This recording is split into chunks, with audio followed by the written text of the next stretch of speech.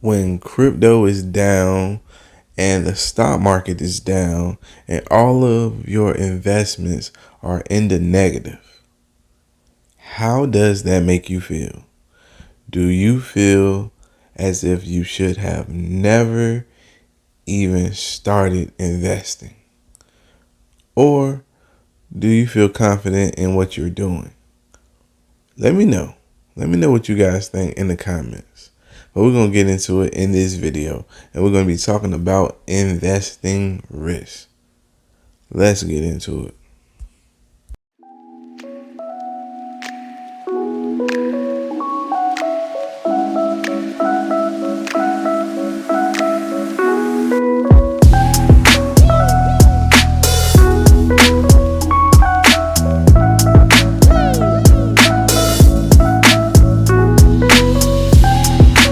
What's up, guys? It's your boy Ty, and I appreciate you coming to check me out on my channel.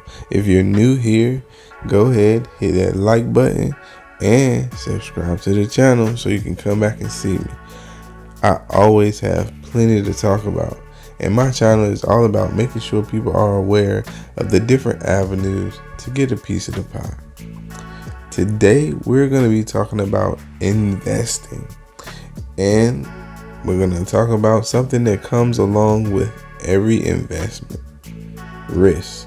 Every investment you can make has a certain level of risk involved.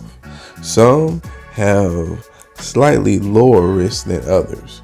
Prime example: stocks have, a certain amount of risk depending on what type of stock you choose to invest into. Dividend stocks, for example, they are typically the safer stocks, and they are safer because those stocks pay a dividend to their shareholders, and a dividend stock that pays a consistent payout to its shareholders is considered very safe, because the shareholders know that no matter what happens to the market or the price, they will receive their dividends off strong companies.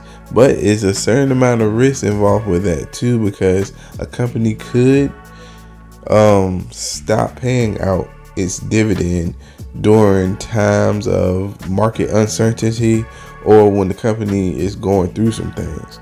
Prime example: Delta, all the airlines, for example, stopped paying a dividend to the shareholders when COVID hit. Not even sure if they all came back from that yet, but they stopped paying the dividend to their shareholders. That's why people like Warren Buffett, he sold some of his dividend stocks that he had that were in the airline field. So he sold some of his airline stocks like Delta. Everybody was like, "Oh man, Warren Buffett sold Delta, we shouldn't touch it." Okay, Warren Buffett sold it because they no longer paid him the money that they promised him. He put a massive amount of money into a certain stock and was hoping for a certain amount of payout back. Of course, the airline field got hit hard during COVID, so he sold a lot of it. But at that time too, those airline stocks became prime real estate for like growth stock investors, because their price tanked down, and then they doubled during the pandemic because they shrunk, and then like I said, the market started to recover and they went back to where they fell from. So some people did capitalize off those stocks as growth stocks, but we're talking about dividend stocks. So dividend stocks are typically safe, but something like that could happen to a dividend stock. But that's why when you look for dividend companies, you should look for dividend companies that are typically safer and pay out a consistent dividend payment, like dividend aristocrats. The dividend aristocrats have the title because over the last 25 years, they have consistently paid out a dividend and increased it. So a company that has that title, they don't want to lose that title. You see what I'm saying? It took them a while to get on the list. So typically those companies will still pay that dividend and increase their dividends even during times of uncertainty, because they want to stay a dividend aristocrat. And there's other dividend companies besides the aristocrats that are decent, like REITs, which are real estate investment trusts, and they are basically real estate stocks. Those stocks too are kind of safe, slow, steady growers that pay out a decent dividend. Me, I love REITs. Like, a lot of my retirement investment account is comprised of a lot of REITs, and a few aristocrats, but a lot of REITs, because they pay out a nice dividend payment. And when you retire, you kind of want to be able to sit on your stocks and receive that dividend payment. And then maybe when you die, you can give it to a family member, your portfolio. But this has a small amount of risk. I'm talking about dividend investing. All right, kind of went back in the full circle when we talk about dividend investing. The risks involved with dividend investing are small. Now, on the other spectrum of things, we're talking about stocks. You have penny stocks. All right, so penny stocks are extremely risky, but they are the type of stocks or investments that could double, triple, times 10 your money if the market goes in that penny stock's favor. So you could invest in penny stocks and hope for nice capital gains. And like I said, the risk involved with that though is extremely high, because a lot of penny stocks lose people money. If you had a crystal ball and could see that perfect penny stock, more power to you, right? And everyone hopes to have that perfect pick. I even, have invested into a penny stock or two, and everyone hopes to have that perfect crystal ball, but a lot of times it doesn't happen, So this is an extremely risky play when you're talking about penny stocks. Like I said, it's opposite from the dividend investing, because dividend investing is safer because the shareholders know that they will receive a dividend payment. But penny stocks, again, are completely opposite, and they're volatile, but you can make massive gains off of that. So we're talking about low risk stocks and high risk stocks. And then you have those in the middle, like the apples, that are dividend stocks and growth stocks. Because a penny stock is just a pure growth stock. And you have those companies like Google, doesn't pay a dividend, but it is very valuable. So when people buy Google stock, they are hoping that Google, their business does well and their price continues to go up. That's kind of like value investing, but it too isn't the safest place, because Google is a stock that doesn't pay a dividend. So it could be a bad year, or two bad years for growth stocks. So Google and all the other growth stocks might go down for a whole year, and you're like, dang, I just lost a lot of money from big name companies. But because the market was, going through a phase, you lost a lot of money. Again, that's kind of in the middle with that risk. But if you don't like those type of risks, you could always go to dividend investing. And even if the price of the stock goes down, you made money off dividends all year. You see what I'm saying? Opposed to holding a stock that just went down and didn't pay you anything back. So again, we talking about the stocks. You have low risk stocks, medium risk stocks, and then you have those high risk stocks.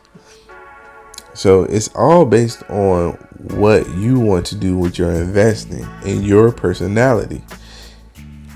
Then we're going to talk about cryptocurrency. Cryptocurrency is extremely risky. I'm involved in crypto and invested in cryptocurrency, and I just started investing heavily, like in altcoins and things like that, heavily in cryptocurrency this year. And I have a few crypto picks, I think my crypto picks will do well.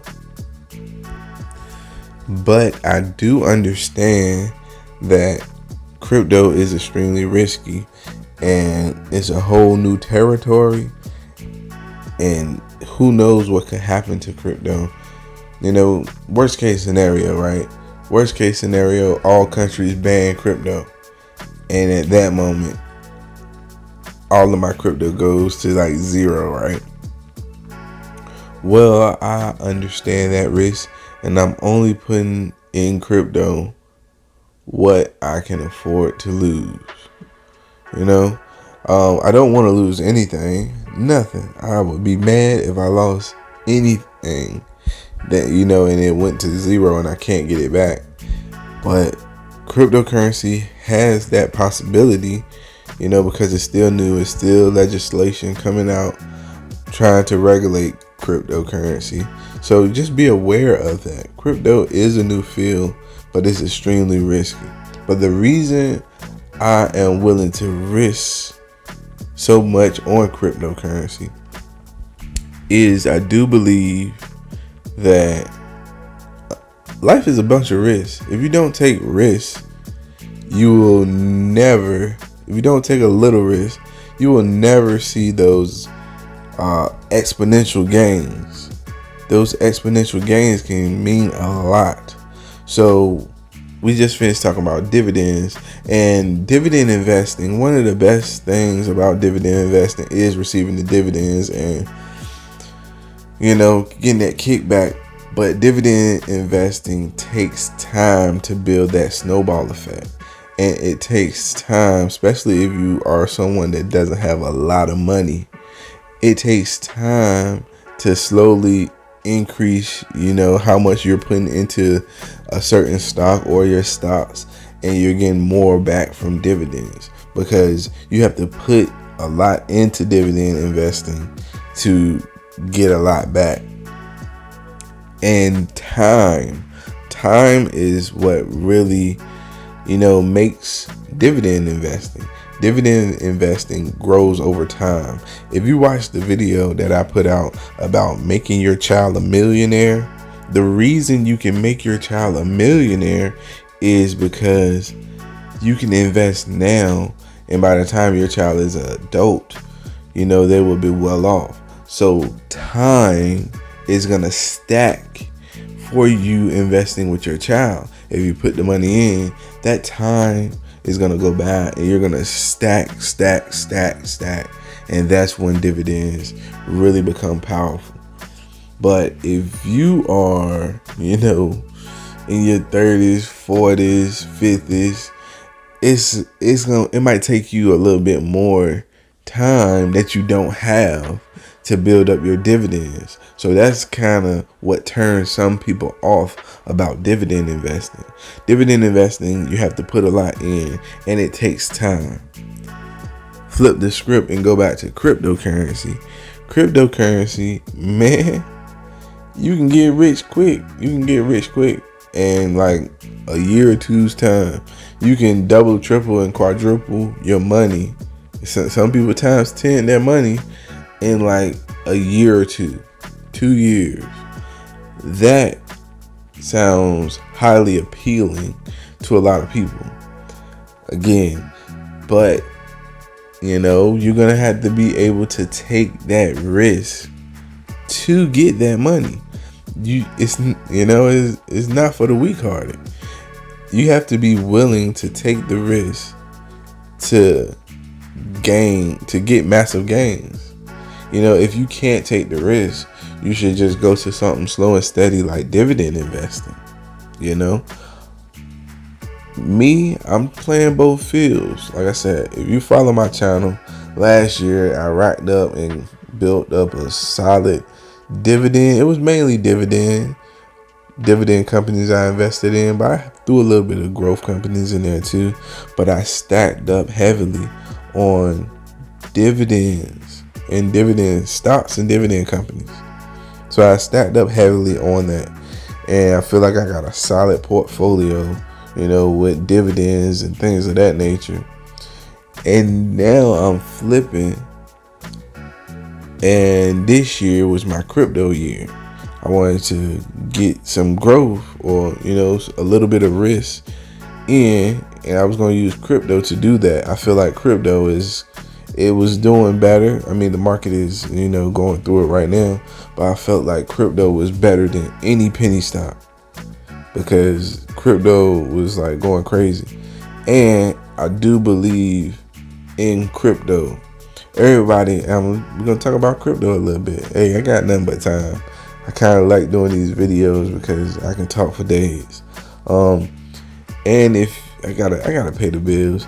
If you are interested in, the best stock picks, check out the Motley Fool. Check out the comment section and the description, and you can check out the Motley Fool. You can start investing in them. With them, and they have pretty decent stock picks. If you are questioning what you're doing in the market, check the Motley Fool out. And if you want to be on top of things with your dividend investing, make sure you check out Dividend.watch. I use Dividend.watch and the Motley Fool in my shorts. What you see in my shorts, I use Dividend.watch and the Motley Fool. But with the Motley Fool, of course, I only show the free articles that are online to the public. And same thing with Dividend.watch. I just show you guys a lot of the perks, like the dividend calculator and the dividend growth, how easy you can look it up on Dividend.watch. All right, those are two things that I use, and I'm just putting them out to you guys so you guys can check. Of course, I would get affiliate kickback, but like I said, I got to pay the bills. I got to do a little bit of promotion. But anyway, back to it. As I was saying, I believe in cryptocurrency because cryptocurrency is something new and is very popular. Institutions want to know about cryptocurrency. Everywhere online wants to know about cryptocurrency, wants to know what's the best cryptocurrency. And at some point, I do think a digital dollar will be more beneficial. To get all the countries on the same page. I do believe that would be, very beneficial. That was kind of the purpose of Bitcoin and things like that. But which one? There's a lot of fake cryptocurrency projects out here. There's a lot of cryptocurrency projects that just want people's money. I get that. But what I see could happen, and walk with me for a little bit. I'm not a financial advisor. I'm not a crypto expert or a stock expert. I just, invest in the market and I do what I do. I think I've been doing very well for myself. But what I see is, okay, let's say you have crypto projects like Ethereum who already have the roadmap for like so many different cryptocurrencies, even Bitcoin.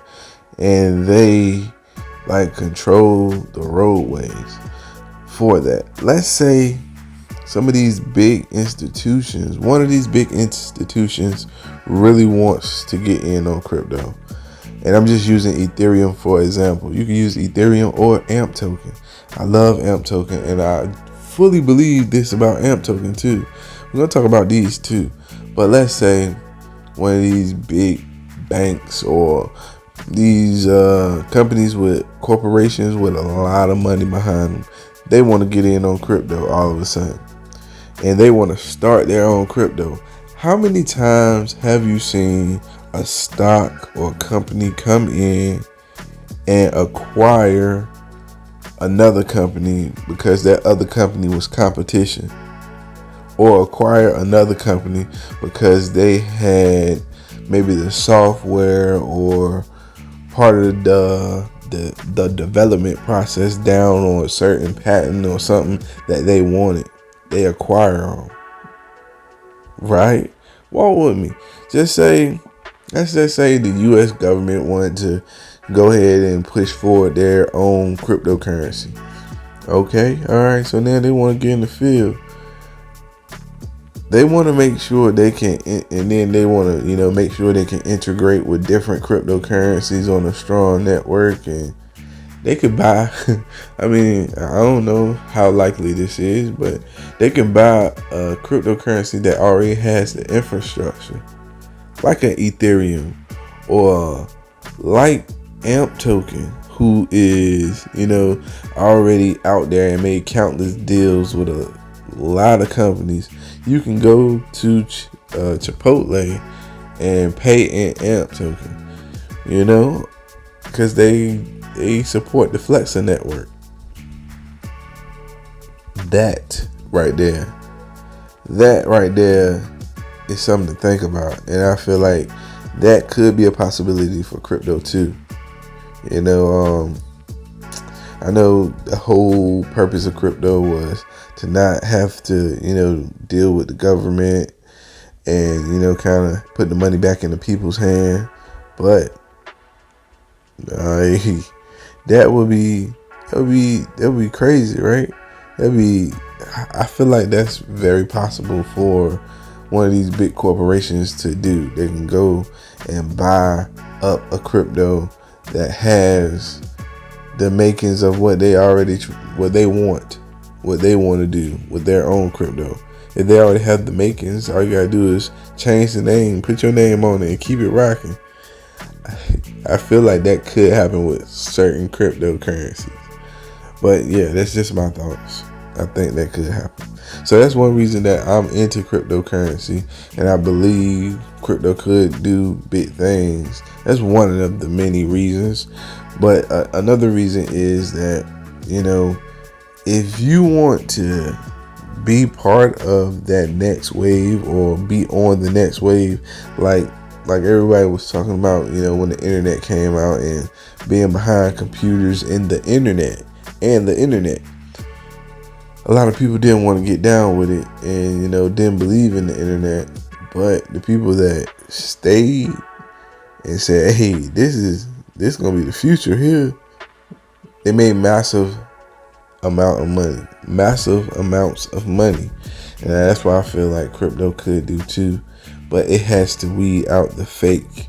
There's a lot of fake cryptocurrencies out here, and they just probably want to get you, But it's extremely risky.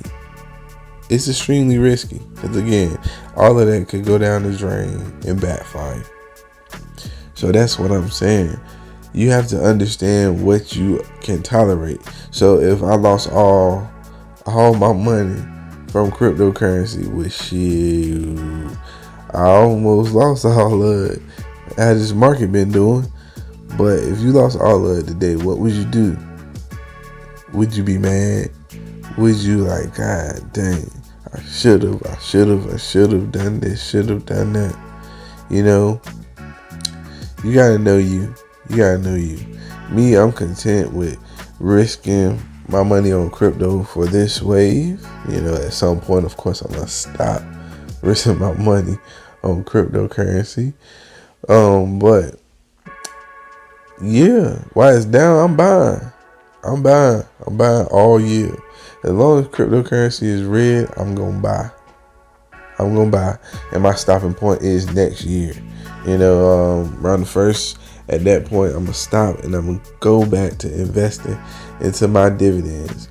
But I have a nice chunk over, somewhere, waiting for cryptos to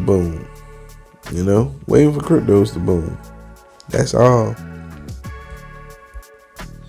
So, if you want to be in a safer investment, check out dividend investing. If you want to, potentially get massive gains, just understand it's risk involved with that. You know, you gotta put yourself out there to see if you can attain it. You know, you might fail,